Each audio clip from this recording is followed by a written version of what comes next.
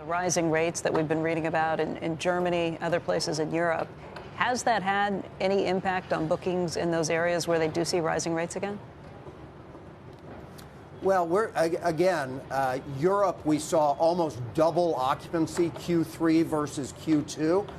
The European borders, as they started to open, we're seeing cross EU travel, and we're seeing a nice spike in inbound international travel to the European continent, particularly from the U.S. This has just been the last week or two, though. Do you see any sort of impact when you start reading about these headlines, or does that take longer time to impact, or do you think it's just not something that will impact at this point? We see the data.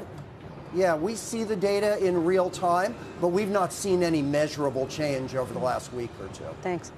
Hey, Tony, down in I guess it's not Orlando, but I think of it as Orlando. Finally, what's going to be another pretty important property for Marriott is opening. When Comcast reported amazing results at some of the theme park business, so that's going to come back as well. What was the delay in that property down there and the development of it, and are you gratified that it's ready to come online? Yeah, we're thrilled. There was a little bit of supply chain issues with some of the furniture and fixtures, but we're excited about the opening. I was in Orlando last week.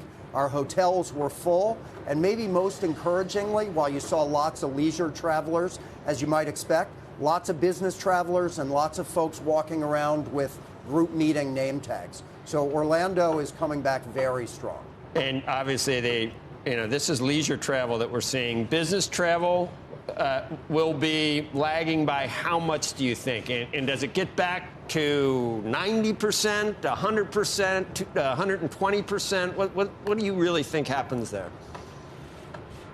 Well, it won't surprise you that I'm quite bullish on the recovery of business travel, but I think it will look a little different.